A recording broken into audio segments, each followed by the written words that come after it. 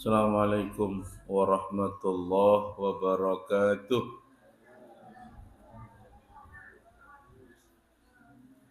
Ya, ada adik, ayo ngaji dulu, nanti mainnya ya. Menghadapnya ke sini, Dik, biar dapat fadilah thalabul ilmi. Ya, nggak boleh ngobrol ya, menghadap sini. Ya, menghadap sini biar nggak ngumpul. Betul.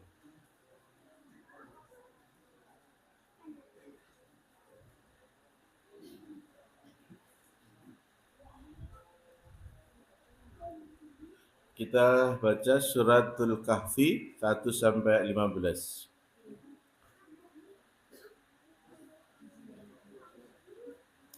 Dari ta'awud, a'udzu billahi minasy syaithanir rajim. Bismillahirrahmanirrahim. Alhamdulillahilladzi anzala ala abdihil kitaba wa lam yaj'al lahu 'iwaja قيما لينذر بأسا شديدا من لدنه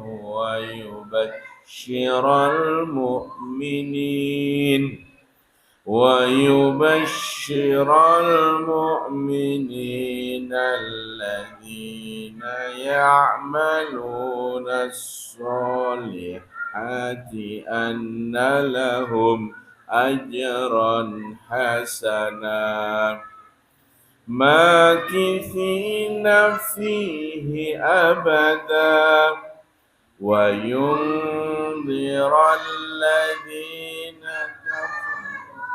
كفروا الله ولدا ما لهم به من علم ولا لآبائهم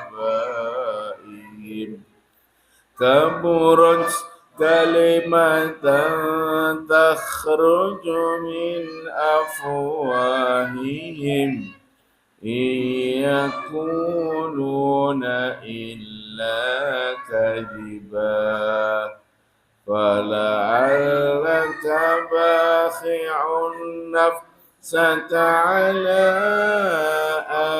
آثارهم إن لم يؤمنوا بهذا الحديث أسفا إنا جعلنا ما على الأرض زينة لها لنبلوهم أيهم أحسن عملا وإنا لجاعلون ما عليها صعيدا جرزا أم حسبت أن أصحاب الكهف والرقيم كانوا من آياتنا عجبا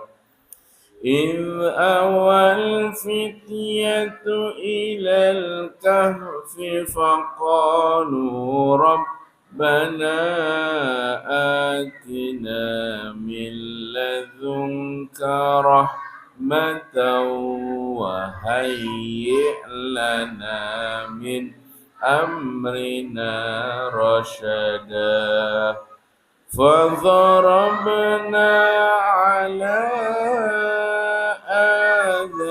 آذانهم في الكهف سنين عددا ثم بعثناهم لنعلم أي الحزبين أحصى لما لبثوا أمدا نحن نقص عليك نبأهم بالحق إنهم فتية آمنوا بربهم وزدناهم هدى وربطنا على قلوبهم إذ قاموا فقالوا ربنا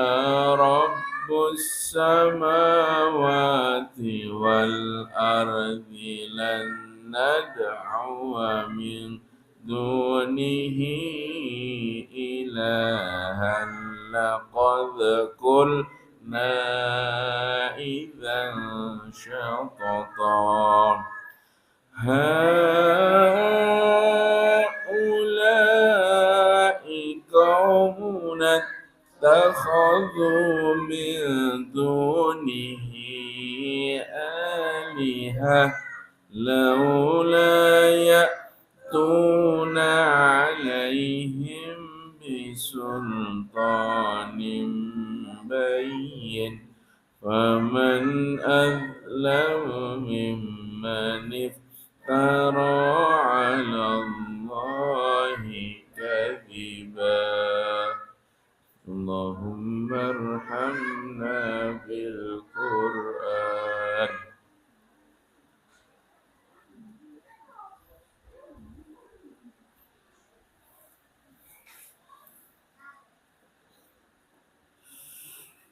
Alhamdulillah kita sudah menyelesaikan bacaan suratul kahfi 1 sampai 15. Bisa nanti diselesaikan di rumah masing-masing sampai selesai ya. Karena barang siapa yang membaca suratul kahfi pada malam Jumat, dia akan disinari cahaya antara dia dan Ka'bah ya, disrawau Tirmidzi, Ad-Darimi dan disahihkan oleh Asy-Syalbani ya. Ada lagi juga yang mengatakan ya, barang siapa yang membaca surah Al-Kahfi pada hari Jumat, dia akan disinari di antara dua Jumat, di antara dua Jumat. Ada lagi yang mengatakan dia akan dilindungi dari fitnah Masiihid Dajjal barang siapa yang mampu menghafal dari 1 sampai 10 ya, 1 sampai 10. Mudah-mudahan kita bisa istiqomah di dalam kita mengamalkan dari bacaan surah Al-Kahfi.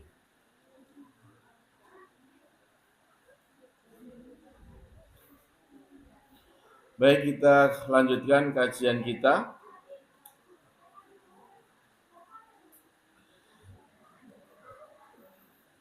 Temanya hukum mencampur dan menggabung ya.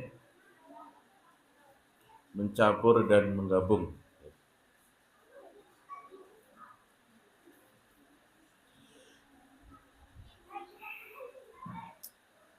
Alhamdulillah, salatu wassalamu ala rasulillah wa ala alihi wa ashabihi wa man tabi'a bi ihsanin ila yaumil qiyamah. Allahumma salli wa sallim ala nabiyyina Muhammadin wa ala alihi wa ashabihi ajma'in.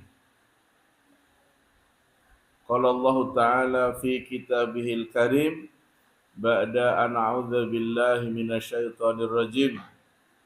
Ya ayyuhalladzina amanu taqullaha haqqa tuqatih wa la tamutunna illa wa antum muslimun. Wa qala aidan ya ayyuhalladzina amanu taqullaha wa qulu qawlan sadida yuslih lakum a'malakum wa yaghfir lakum dhunubakum wa may yuti'illaha wa rasulahu faqad faza fawzan 'azima amma ba'd fa inna asdaqal hadisi kitabullah وخير هدي هدي محمد صلى الله عليه وسلم وشر الأمور محدثاتها وكل محدثة بدعة وكل بدعة ضلالة وكل ضلالة في النار. Ayyul ikhwah wa akhwatu fillah a'azzakumullah. Alhamdulillah pada kesempatan di malam hari ini di Sayyidul Ayyam Lailul Jum'ah kita bisa berkumpul dalam kajian di majelis yang mulia ini. Semoga Allah senantiasa memberikan kita keistiqomahan. Yang kedua, dimudahkan jalan kita menuju surganya Allah Subhanahu wa taala. Dan yang ketiga, kita akan diberikan kebaikan manakala kita faham terhadap din, agama yang kita peluk, yaitu agama Islam. Man yuridillahu bi khairan yufaqihu fiddin. Barang siapa yang dikehendaki Allah menjadi baik, ya, yaitu dipahamkan masalah agamanya, ya. Bukan ketika Allah itu memberikan kita jabatan, pangkat, belum tentu menjadi baik, karena itu ujian, ya. Belum tentu kita dikasih harta, dikasih rezeki yang mudah, ya, dalam mengaisnya, belum tentu itu dikatakan baik. Tapi yang pasti kata Allah, dia akan menjadi baik di hadapan Allah, dia difahamkan masalah agama, ya. Karena semua kaifiyah, ya, apa yang kita amalkan ini adalah akan dipertanggungjawabkan secara dalil, bukan karena kita ini hanya ikut-ikutan melihat kemudian kita mengamalkan, melihat orang beribadah baru kita amalkan, tapi berlandaskan, ya, Al-Quran dan Sunnah. Maka ketika kita betul-betul faham terhadap Al-Quran dan Sunnah di dalam kita bermajelis inilah, maka Allah akan diberikan kebaikan. Man yuridillahu bihi khairan yufaqihu fiddin, ya, maka akan difahamkan masalah agama kita. Ya. Baik, kita akan melanjutkan kajian kita tentang hukum mencampur dan menggabung. Masih kita lanjutkan tema berikutnya. Ya. Kita akan sampai pembahasan tentang air dengan susu, ya. Bagaimana hukum mencampur air dengan susu. Jadi ini hal yang sepele sebetulnya, ya, tapi perlu kita ketahui. Jadi minum air susu kaleng ini tentu harus bercampur dengan air putih, ya kan? Demikian juga dengan kopi, dengan jahe dan lainnya. Nah, tetapi manakala itu dilakukan atas dasar melakukan kecurangan, maka hal itu adalah terlarang dalam timbangan syariat. Seperti yang terkadang dilakukan oleh para pedagang demi mendapatkan keuntungan yang lebih banyak tanpa memikirkan kerugian yang dialami oleh konsumen. Ya, maka dalam syirah kita, dalam sejarah mendapatkan kisah yang sangat berfaedah, ya, yaitu kisah siapa itu? Neneknya dari Umar bin Abdul Aziz, ya, neneknya Umar bin Abdul Aziz. Perlu kita ketahui bahwa Umar bin Abdul Aziz adalah ulama dan seorang dari kekhalifahan, ya. Nah, kisahnya dengan ya singkat, pada suatu hari Umar ini mendengar suara, yaitu suara pembicaraan antara seorang ibu dengan putrinya. Sang ibu berkata, ambillah susu itu dan campurlah dengan air lalu kita jual. Ya, karena memang setiap hari itu menjual susu. Maka sang putri berkata, yang putri, wahai ibu, bukankah Khalifah Umar bin Abdul Aziz, Umar bin Khattab ini sudah bertekad, ya, bertekad untuk memberantas kecurangan dalam hal jual beli. Bukankah khalifah ini melarang rakyatnya untuk mencampur susu dengan air? Nah, sang ibu ini bersikeras untuk tetap mencampurkan dengan air dan berkata, wahai putriku, bukankah Umar bin Khattab tidak mengetahui apa yang kita perbuat di rumah kita? Maka dengan lemah lembut sang putri ini menjawab, wahai ibu, pantaskah aku mentaatinya di depan orang sementara menentangnya di belakang saya? Seandainya khalifah tidak tahu dengan apa yang kita perbuat, bukankah Allah, Rob Umar pasti mengetahuinya? Wah, jawabannya sungguh luar biasa. Ini pelajaran muraqabatullah. Senantiasa kita diawasi oleh Allah. Nah, si putrinya ini mengamalkan apa yang dinasihatkan oleh Umar bin Khattab. Nah, Umar bin Khattab terkagum mendengar kejujuran sampai dialog ini, ya, terdengar oleh Umar bin Khattab. Terkagumlah Umar dengan kejujurannya hingga akhirnya, ya, menikahkan sang gadis putri itu dengan anaknya yang bernama siapa? Hashim, ya, anaknya Umar. Masya Allah, ya, dengan kejujuran walaupun tidak diawasi oleh Umar sebagai khalifah, tapi tetap dia pendiriannya begitu kuat. Betul-betul dilamar oleh sang anak presiden kalau sekarang. Karena dulu khalifah itu kan derajatnya malah di atas presiden, ya kan? Karena wilayahnya lebih luas. Nah, itu seperti kasus Pak tukang penjual es teh yang betul-betul langsung kaya mendadak, ya kan? Dengan Pak Tabah dihina di depan umum, ya, mengempet untuk marah, sabar. Ya, tidak ada namanya kalau pada waktu itu dia akan tenar, akan viral, akan dapat rezeki yang begitu banyak, ya, walaupun hanya sekedar dia menjual es teh yang masih banyak dia putarkan, tidak ada niat untuk mendapatkan belas kasihan, yang penting dia ikhtiar.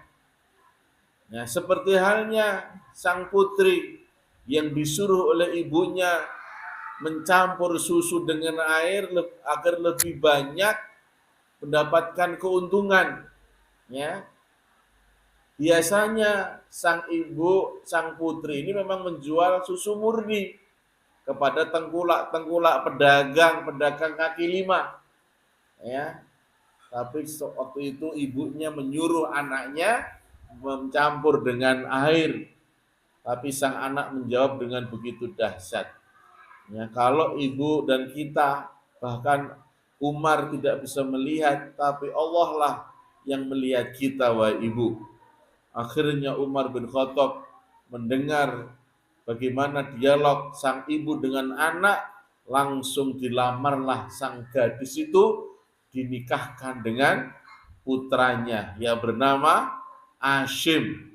Ya, itu berkat kejujuran, berkat khauf, takutnya hanya kepada Allah. Ya, ittaqillaha haitsuma kunta wa adbi sayyi'atal hasanata tamkhuha bi khuluqin hasanin. Bertakwalah wahai hambaku dimanapun kalian berada, dalam kesendirian maupun dalam bersama-sama, dalam kondisi sempit maupun dalam kondisi lapang, kalian harus bertakwa kepada Allah. Nah, inilah yang dicontohkan oleh putrinya ya dengan seorang ibu. Kemudian nikahlah putranya Umar namanya Asim dengan putri yang begitu jujur, yang kelak di kemudian hari dengan pernikahannya lahirlah seorang anak perempuan yang melahirkan, ya maksudnya pernikahan Asim dengan seorang putri, lahirlah seorang anak yang bernama Umar bin Abdul Aziz. Masya Allah, khalifah yang dikenal dengan keadilannya. Seantero wilayah yang dia kuasai tidak ada namanya kezaliman, tidak ada yang namanya merebut tanah rakyatnya, tidak ada. Semua akan diadili seadil-adilnya ketika dia berbuat kezaliman. Ya Umar bin Abdul Aziz yang terkenal dengan keadilannya. Oleh karena itu, semua jenis penipuan ini adalah terlarang. Ya, sebagaimana sabda Nabi Shallallahu Alaihi Wasallam ya, dalam sidak ke pasar Madinah, ya, sidak belusukan ke pasar Madinah, ya kata Nabi, wa an Abi Hurairah radhiyallahu anhu anna Rasulullah Shallallahu Alaihi Wasallam marra ala subratin ta'am, bahwa pernah Nabi itu melewati sebuah tumpukan makanan, fa'adkhala yadahu wa fiha fanalat asabi'ahu bilalan. Ya, kemudian lalu beliau memasukkan tangannya merogoh ke dalam tumpukan makanan tersebut, faqala mahadza.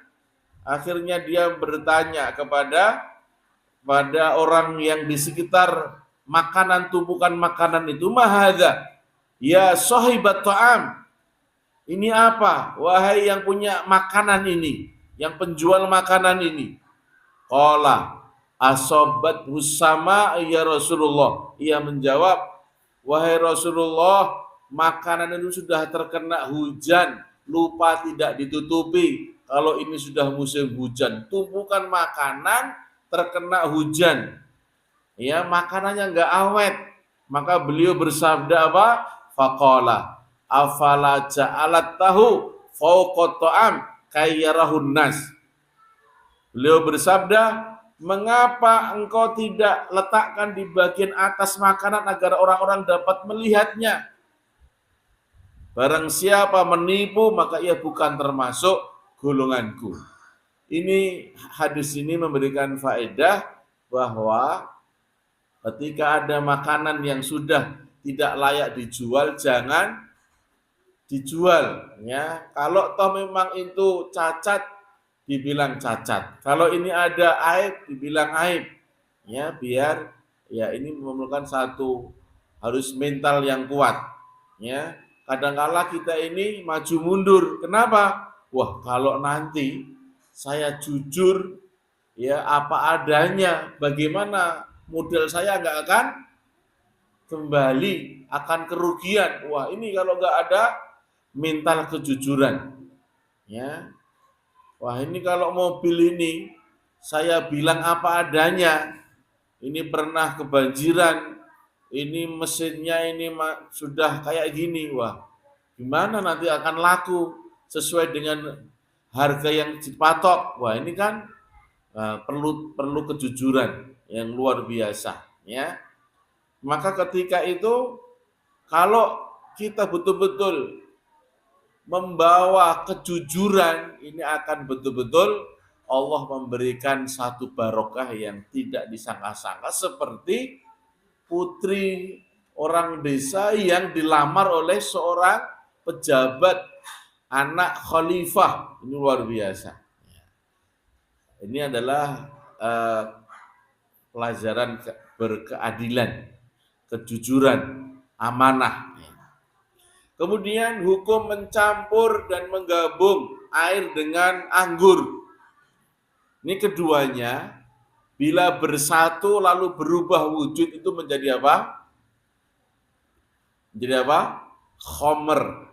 Ya, minuman yang bisa memabukkan. Ya, ini diharamkan oleh syariat. Meski keduanya di saat berdiri sendiri ini berstatus halal. Air berdiri sendiri, anggur berdiri sendiri, halal semuanya. Namun ketika digabung dan dicampur itu menjadi khomer, ya, menjadi khomer dengan berbagai ya proses. Nah, air halal, demikian juga dengan anggur. Ada baiknya kita ini memperhatikan kisah ya menakjubkan pada masa tabi'in setelah generasi sahabat. Ya, kisahnya yaitu seorang pemabuk, ya, orang biasanya mabuk di saat akan didera dengan cambukan, ya, ketika ada orang terkena sidak, dia mabuk, maka ya, syariat Islam memberikan hukuman yaitu dicambuk, ya, dicambuk sebagai hukuman atas perbuatannya. Nah, berargumen di hadapan, dia berargumen ketika mau dicambuk, apa argumennya? Ya, di hadapan Iyas bin Muawiyah. Ya, Iyas ini adalah seorang qadhi. Qadhi ini adalah seorang hakim. Bahasa Indonesia adalah qadhi, inilah hakim. Pada masa tabi'in, namanya Iyas bin Muawiyah. Nah, ia berkata, bukankah air itu halal, wahai qadhi? Iyas menjawab, benar. Benar, sah. Maka ia mengatakan, bukankah anggur itu halal? Naam, sah, benar. Kenapa ketika air dan anggur bercampur berubah menjadi haram dan aku dipersalahkan meminumnya? Wah, ini argumennya orang ketika kedapatan meminum ya tersebut minuman itu. Mendengar dialog, hujah, argumen yang nampak masuk akal ini, Iyas menimpali dengan ringan. Karena memang sudah berpengalaman di dalam penanganan kasus seorang qadhi. Ya. Kalau aku menggenggam tanah, wahai orang pemabuk, ini ada saya genggam tanah. Lalu aku lempar kepada dirimu, apakah kau merasa sakit? Ia menjawab, la, tidak. Iya, kalau tanah ini ya, tanah langsung dilempar, nggak sakit, ya, tidak sakit, nggak seberapa sakitnya. Iya betul, ya, ini. Nah, ia menjawab tidak. Kalau aku menyiram air di kemukamu, ya, apakah engkau merasa sakit? Tidak, ya kan? Air 1 galon, 1 galon. Galon-galonnya ya sakit ya. Maksudnya air yang diciduk dengan apa? Gayung disemprotkan ke muka, tidak sakit, hanya basah saja. Yang menjawab tidak. Nah, qadhi ini, Iyas ini berkata lagi, nah, bagaimana jika aku mencampur air dengan tanah? Ya kan? Diulek-ulek, dicampur, digabung, ya, lalu aku menjemurnya di bawah terik matahari di siang hari, kemudian sore hari sudah kering. Ya, aku lemparkan ke kepalamu, apa yang kau rasakan, wahai pemabuk? Kira-kira gimana? Ya, pernah kita mencetak batu bata merah? Nah, itu ya seperti itu, ya kan? Coba jenengan nanti jijal lah, mencoba, ya kan? Coba, yang batu merah itu dilemparkan ke kepala temanmu, kira-kira sakit atau tidak? Nah itulah. Nah, ya, Iyas begitu ringan memberikan penjelasan. Nah, aku akan kesakitan. Iyas pun memberinya nasihat. Demikianlah kedudukan air dengan anggur yang sudah bercampur dengan air dan tanah yang sudah menyatu, ya, yang sudah menyatu. Akhirnya, ya itu bisa memabukkan, ya, bisa memabukkan. Kemudian hukum mencampur dan menggabung air dengan batu, ya, air dengan batu. Dalam kasus istinja, istinja itu bahasa syar'inya.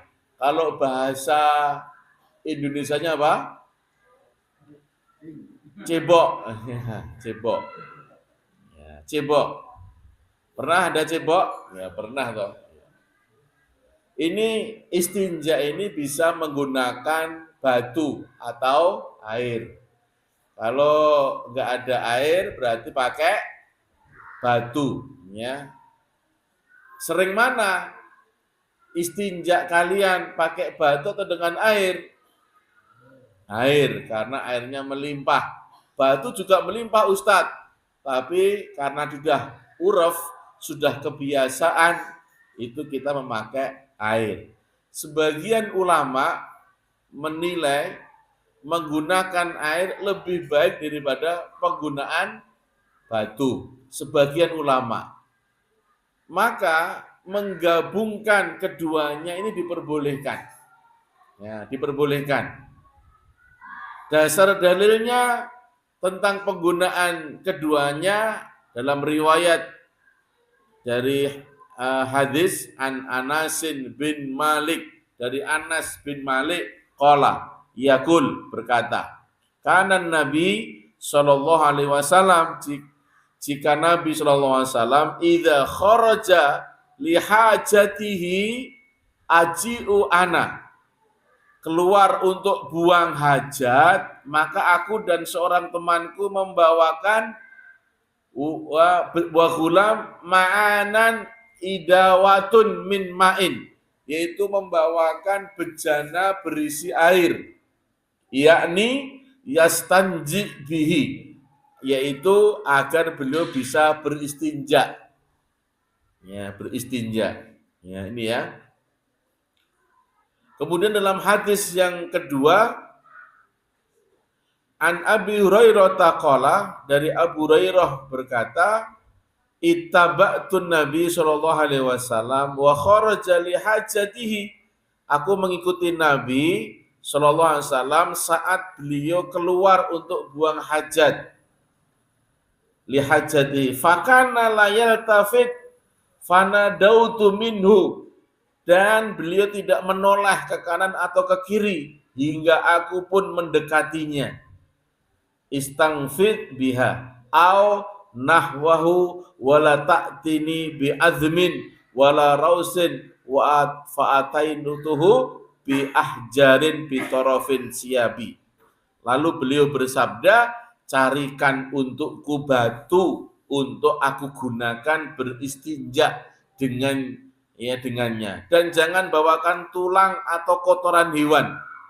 Lalu aku datang kepada beliau dengan membawa kerikil di ujung kainku.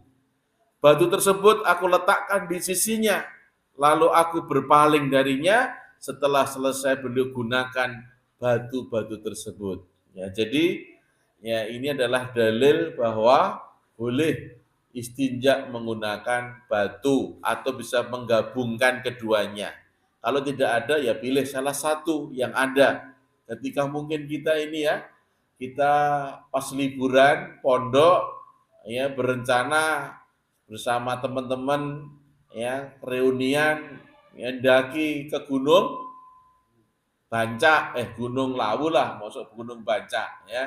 Gunung Lawu sampai di pos 3 ada salah satunya kebelet harus segera mengeluarkan kotoran. mencari toilet di pos 3 ada enggak toilet seperti di bawah? Enggak ada, ya kan? Biasanya orang pendaki itu biasanya kemana kalau buang air besar? Yo ke semak-semak, cari yang biasa orang buang air besar. Ya. Maka jangan lupa ketika ke semak-semak itu membawa apa? Batu. Ya. Batunya jangan lupa dibawa yang jangan yang kecil-kecil. Kecil-kecil gini. Nanti takutnya malah ya batunya cegenggam ya Pak itu batu lah gitu. Nah cari batunya yang agak halus, jangan yang tajam. Kadang-kadang yang penting golek buah itu lingir-lingir akhirnya digosok-gosok malah jadi ya infeksi. Ya, itu adalah cara istinja ketika tidak ada air ya. Karena kita pernah mendaki itu begitu, nggak ada air, karena air ini biasa untuk kita konsumsi, karena memang mendaki itu begitu melelahkan. Nah, kemudian hukum mencampur air suci dengan najis. Ya, air suci dengan najis. Nah, air ini tidak bisa dipisahkan dari kehidupan kita, ya kan? Maka ketika Allah turunkan hujan, jangan kita mencelanya. Oh, hujan lagi. Mau berangkat taklim, hujan lagi. Oh, hujan. Nah, ini mencela. Ada yang begitu pas mau berangkat? Jangan. Lebih baik apa kita katakan? Allahumma soiban nafian. Ya, begitu. Jadi jangan mencela, ya. Semua adalah karunia. Minum, mandi, toharoh itu dengan air. Manakala air bercampur dengan sesuatu yang najis akan bermasalah, ya kan? Ya tidak bisa lagi digunakan untuk bersuci, mandi karena bercampur dengan najis. Maka Rasulullah memberikan kaidah yang mempermudah kita untuk mensikapi air yang bercampur dengan benda najis. Kata Rasulullah apa? Qala Rasulullah SAW, innal ma' sesungguhnya air la yunajjishu syai'un. Tidak ada sesuatu pun yang dapat menajiskannya illa ma ghalaba ala rihihi, kecuali oleh sesuatu yang dapat merubah rihihi, baunya, wa ta'mihi, rasanya, wa launihi, warnanya. Rawah Ibnu Majah. Ya, ini harus menjadi patokannya. Kalau air itu sudah berubah menjadi baunya, ya rasanya dan warnanya berubah, ini sudah tidak layak untuk dijadikan toharoh. Ya. Walil Baihaqi al-ma'u tuhurun, menurut hadis Baihaqi air itu suci. Ya, al-ma'u tuhurun illa in taghayyara rihuhu aw ta'muhu aw launuhu, kecuali kalau berubah baunya, rasanya atau warnanya. Bina jasatin tahdasu fihi, dengan suatu najis yang masuk di dalamnya. Ya, jadi menurut Baihaqi, kalau menurut fikih sunnah Said Sabiq, beliau berkomentar air yang bercampur dengan benda najis ini memiliki dua kondisi. Ya, memiliki dua kondisi.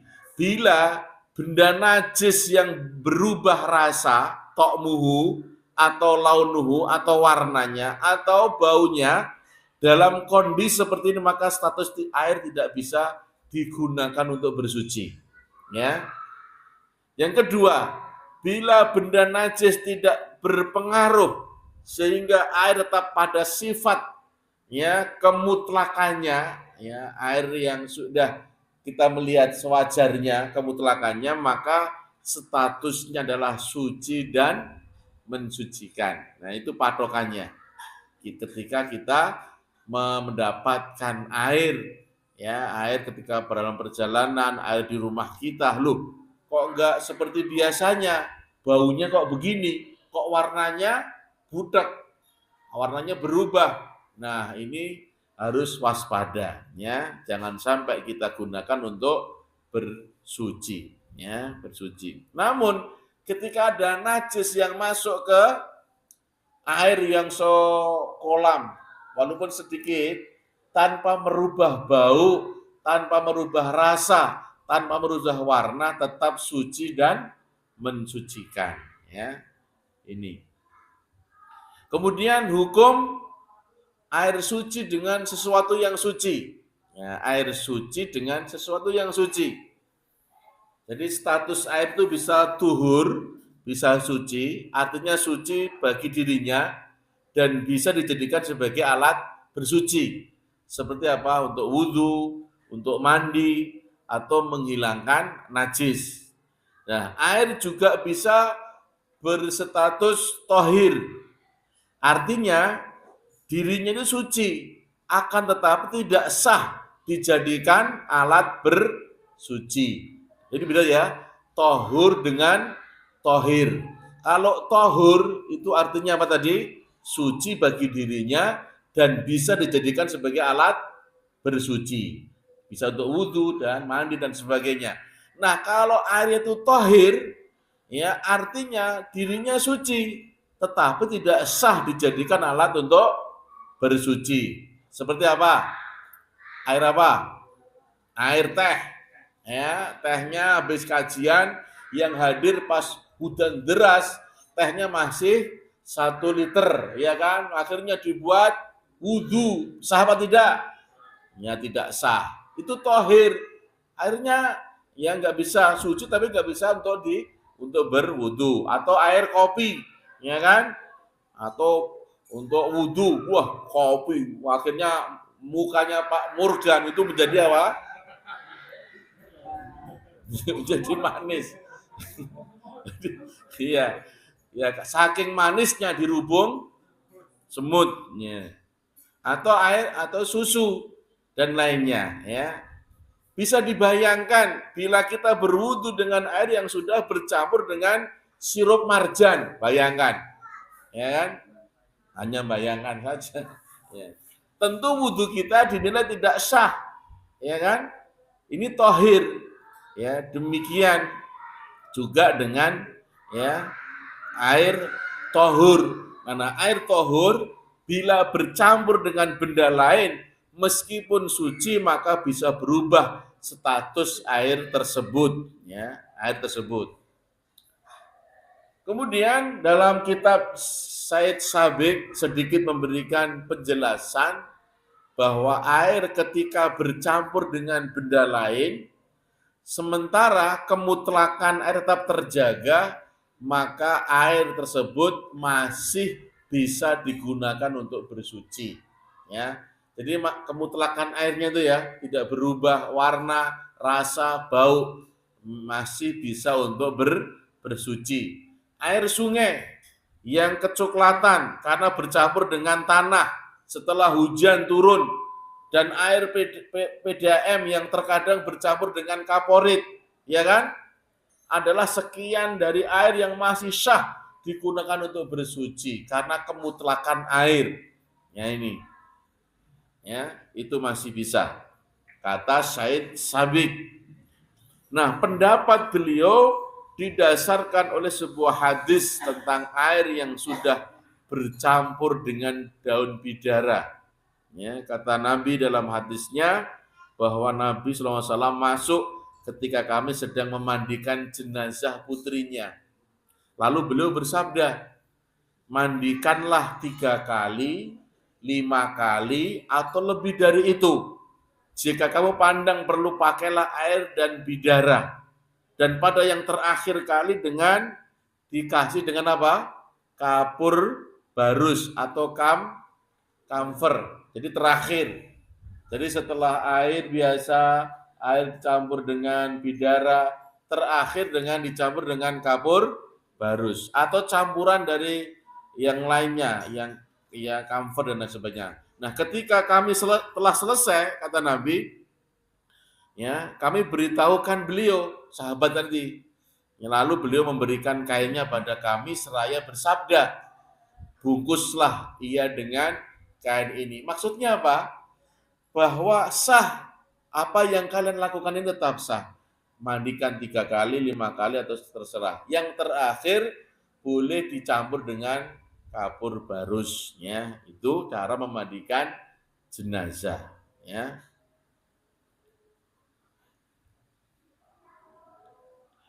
Kemudian selanjutnya hukum mencampur 2 dalil yang berbeda.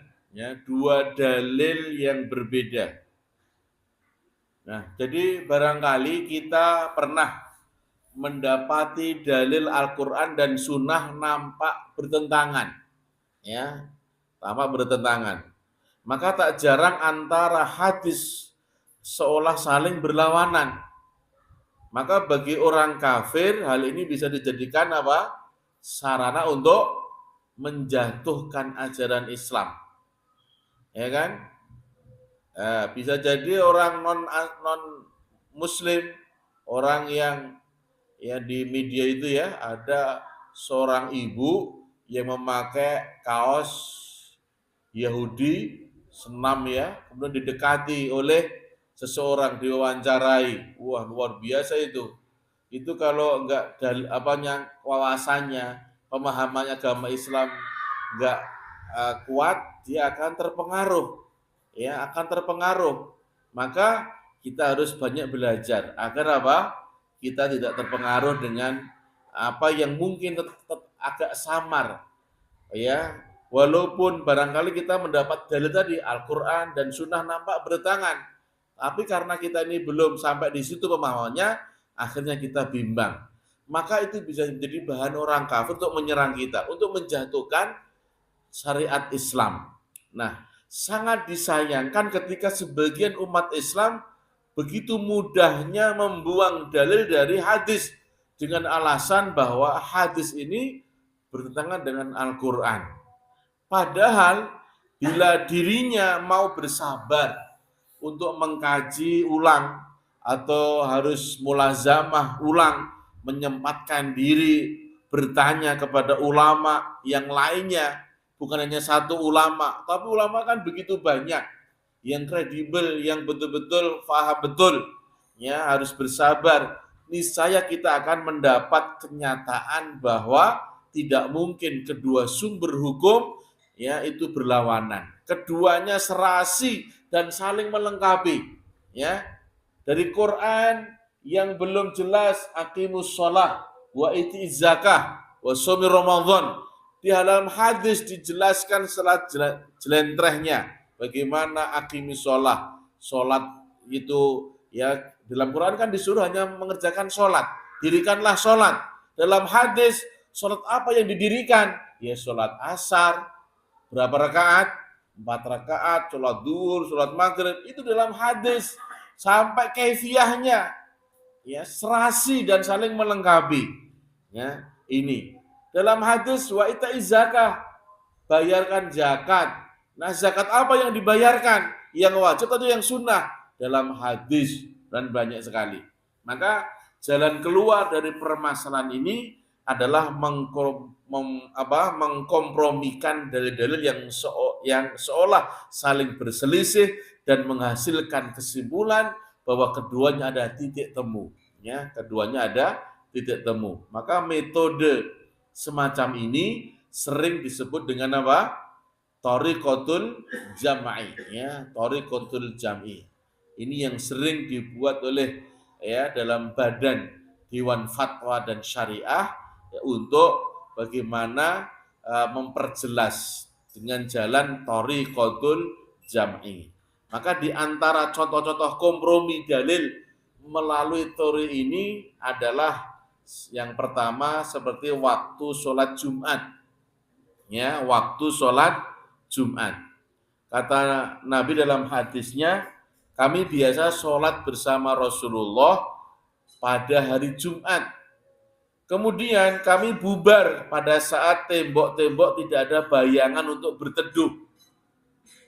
Nah, maksudnya sudah posisi matahari gimana? Ya, di atas, ya. Maksudnya tembok-tembok itu tidak ada bayangan untuk berteduh. Makanya sudah posisinya sudah ya sudah mulai bergeser ke tengah atau sudah condong ke ya barat. Kemudian dalam lafadz menurut riwayat Muslim, kami sholat Jumat bersama beliau ketika matahari tergelincir. Kemudian kami pulang sambil mencari-cari tempat berteduh, ya, tempat berteduh. Nah, ini hadis yang pertama. Hadis yang kedua, dalam Sahal bin Sa'ad radhiyallahu anhu berkata, kami tidak pernah tidur siang dan makan siang kecuali setelah sholat Jumat. Muttafaqun alaih dengan lafadz menurut riwayat Muslim. Dalam riwayat lain disebutkan pada zaman Rasulullah Shallallahu Alaihi Wasallam. Nah, dua hadis di atas menerangkan tentang pelaksanaan sholat Jumat. Yang pertama apa? Menerangkan bahwa pelaksanaannya setelah matahari tergelincir, menyesuaikan waktu zuhur. Pada hadis selanjutnya menerangkan bahwa sholat Jumat selesai sementara waktu zuhur belum tiba, ya belum tiba. Maka Syekh Abdurrahman Abdullah Al-Basha menjelaskan bahwa kedua dalil di atas sebenarnya tidak bertentangan. Nah, terkadang Rasulullah SAW melakukannya sebelum matahari tergelincir, terkadang. Di lain waktu beliau menunaikan setelah matahari tergelincir, mengikuti jadwal waktu sholat zuhur. Ya, tidak lupa juga beliau berharap bahwa melaksanakan setelah tergelincir matahari adalah lebih afdol karena apa? Karena itulah yang sering dilakukan oleh Rasulullah. Di samping waktu itu lebih memungkinkan untuk apa? Mengumpulkan manusia dan menjauhkan diri dari kemungkinan timbulnya perselisihan di kalangan umat Islam. Jadi itulah untuk menggiring masyarakat agar berkumpul, menyelesaikan jual beli di pasar, biasanya adalah waktu-waktu beliau, waktu zuhur, beliau baru menjalankan sholat Jumat. Yang kedua, buang air menghadap ke arah kiblat. Dalam hadis diterangkan bahwa Rasulullah SAW benar-benar telah melarang kami menghadap kiblat pada saat buang air besar atau air kecil atau beristinja, membersihkan kotoran dengan tangan kanan atau beristinja dengan batu kurang dari 3 biji atau beristinja dengan kotoran hewan atau dengan tulang. Ya, hadis riwayat Muslim. Nah, yang kedua hadisnya bahwa jika kamu menaikkan hajatmu maka janganlah menghadap kiblat atau menghadap ke arah Baitul Maqdis. Abdullah bin Umar berlalu berkata, pada suatu hari aku pernah naik atap rumah milik kami, lalu aku melihat Rasulullah SAW buang hajat menghadap Baitul Maqdis di antara dua dinding. Nah, jadi dua dalil ini seakan-akan apa? Bertentangan, ya. Status buang air menghadap kiblat dan membelakanginya. Hadis pertama terkesan melarang, sementara pada hadis yang kedua justru Rasulullah melakukannya. Ya, melakukannya. Para ulama menyimpulkan bahwa apa? Pelarangan yang dimaksud adalah dilakukan di tempat apa? Terbuka. Yang dilarang menghadap ke arah kiblat. Adapun buang air di tempat tertutup seperti di WC, maka hal itu diperbolehkan, ya kan? Jangan sampai sudah apa WC-nya sudah bagus, ya untuk buang air itu menghadap ke arah kiblat dibongkar gara-gara belum ngaji secara tuntas, ya kan? Nah, tidak apa-apa karena sudah terhalang oleh dinding, ya itu boleh. Ya, kalau sudah terlanjur, ya. Ini yang ketiga sebelum selesai ya, menyentuh kemaluan setelah wudhu, ya. An Talaqin bin Ali radhiyallahu anhu faqala. Talhah bin Ali radhiyallahu anhu berkata, seorang laki-laki berkata, saya menyentuh kemaluanku, atau ia berkata, seseorang laki-laki menyentuh kemaluannya pada waktu sholat, apakah ia wajib berwudu? Maka Nabi menjawab, ya, la, innama huwa yad'atun minka akhrajul khamsyah. Tidak, karena ia hanya sepotong daging dari tubuhmu. Nah, ini kata Nabi. Nah, hadis yang kedua, an Busratan binti Sofwan, dari Busrah binti Sofwan radhiyallahu anhu, bahwa Rasulullah SAW bersabda, man massa dzakarahu falyatawaddo. Barang siapa menyentuh kemaluannya, maka hendaklah ia berwudu. Dikeluarkan oleh Imam 5. Ya, Imam 5. Nah, dari dua dalil ini kan terkesan saling bertentangan, ya. Pada hadis pertama kita bisa melihat bahwa menyentuh kemaluan tidak membatalkan wudu. Ya, pada hadis yang kedua justru Rasulullah memerintahkan untuk mengulangi wudunya. Nah, para ulama Thariqatul Jam'i memberikan seperti kaidah ini, ya. Para ulama menerangkan bahwa sekedar menyentuh kemaluan tidak membatalkan wudu kecuali bila dilakukan tanpa penghalang, seperti kain atau atas dasar syahwat, ya. Ini akhirnya Rasulullah memberikan lewat qaul ulama. Jadi harus tuntas. Jangan sampai ketika kita membaca sekian hadis baru kita menyimpulkan. Maka ada hadis yang lain yang lebih, ya, untuk kita bisa pelajari. Ya. Mungkin demikian dari saya.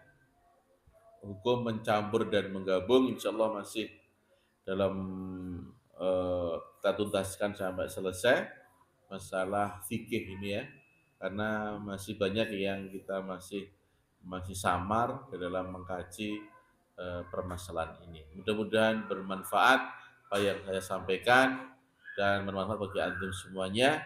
Kalau ada kurang dan lebih mohon dimaafkan. Kita akhiri dengan doa kafaratul majelis. Subhanaka Allahumma wa bihamdika asyhadu an la ilaha illa anta astaghfiruka wa atubu ilaik. Assalamualaikum warahmatullahi wabarakatuh.